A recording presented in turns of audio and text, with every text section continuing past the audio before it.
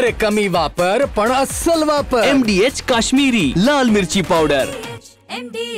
Sir, शासकीय रुग्णालयामध्ये तुम्ही अनेक कर्मचाऱ्यांवर कारवाई केलेली आहे, नेमका काय प्रकार आहे? मी डॉक्टर संजीव ठाकूर, लॅप्रोस्कोपी आणि बेरेटिक सर्जन आहे. अधिष्ठाता म्हणून सोलापूर येथे कार्यरत आहे.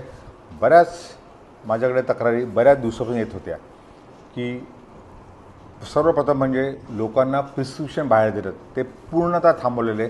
आम्हाला शासनाने जेवढे निधी मंजूर केला आहे आणि DPTसून त्यामुळे सगळी औषधी खरेदी नियमाने झालेली आहे आणि रुग्णांना मोफत औषधं मिळत आहेत.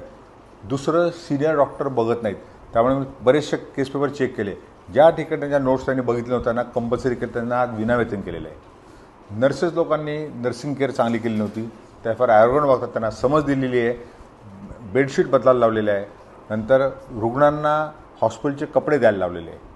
त्यामुळे आणि ते माझ्यासमोर करतात, दॅट इज ऑल रेकॉर्डेड. आणि त्यांना पण विनावेतन केलेलं आहे. सगळ्यात महत्त्वाचं म्हणजे कॅज्युअलिटीमध्ये जे ज्युनियर रेसिडेंटवर ताण यायचा, प्रत्येक ठिकाणी JR1 जायचा. कॅज्युअलिटी JR1 जाईल, ट्रॉमामध्ये JR1 जाईल, ICU JR1 जाईल, सगळं JR1 करेल. तर मी JR लोकांना कॅज्युअलिटी ड्युटीमध्ये ऑफ केलेले.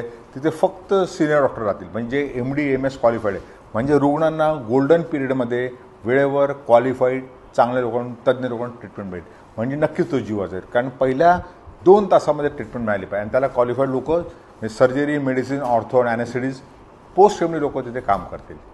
आणि सगळ्यात शेवटी म्हणजे ॲम्ब्युलन्स 10 वेळा सांगून आज मी 3 डॉक्टरांची नेमणूक केलेली आहे.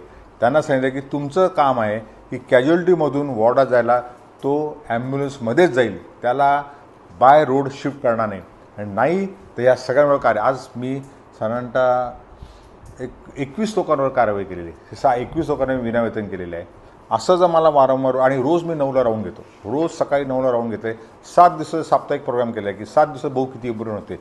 जर जे शासकीय कर्मचारी ऑन ड्युटी काम करणार नाहीत, जी रुग्णसेवा ज्याच्याने कोलमडेल, रुग्ण दगावू शकतो, अशा लोकांवर तातडीने कारवाई केली जाईल. या कर्मचाऱ्यांपैकी किती डॉक्टर्स याच्यामध्ये आहेत?